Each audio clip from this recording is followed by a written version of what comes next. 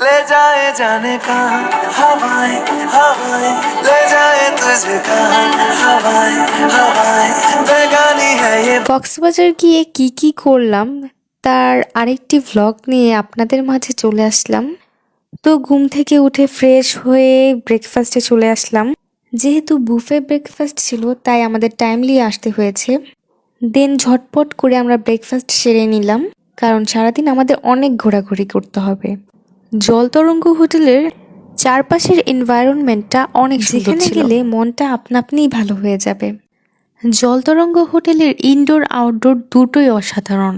খাওয়া দাওয়া শেষে এখানে কিছুক্ষণ ঘুরে দেখলাম, কারণ দিনের সৌন্দর্যটা একটু অন্যরকমই হয়।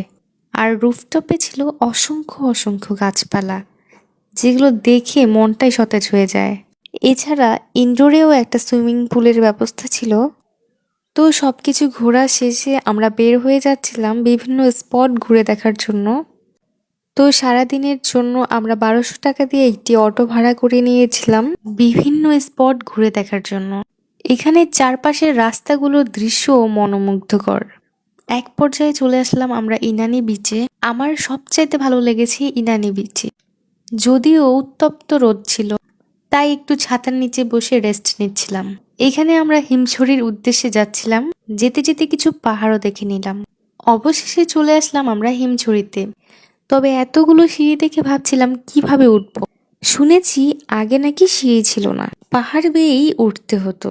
এতগুলো সিঁড়ি বেয়ে অবশেষে আমরা পাহাড়ের একদম চূড়ায় এসে পড়েছি।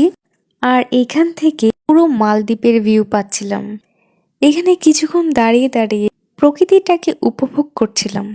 আরেকদিকে দুটি দোলনা রেখে দিয়েছে, যেখানে ছবি তোলার জন্য প্রতি মিনিটে 10 টাকা পে করতে হবে। আইডিয়াটা কিন্তু দারুণ ছিল। এরপর নাকি শুনলাম এখানে একটা ঝর্ণাও আছে, কিন্তু যাওয়ার পর হতাশ হলাম, কারণ ঝর্ণাটি নাকি কৃত্রিম ঝর্ণা ছিল। এরপর আমরা আরও 3টি স্পট ঘুরে হোটেলের উদ্দেশ্যে ব্যাক করছিলাম। দিনটি যেমন আনন্দের ছিল, তেমনই রোদেও পড়তে হয়েছে।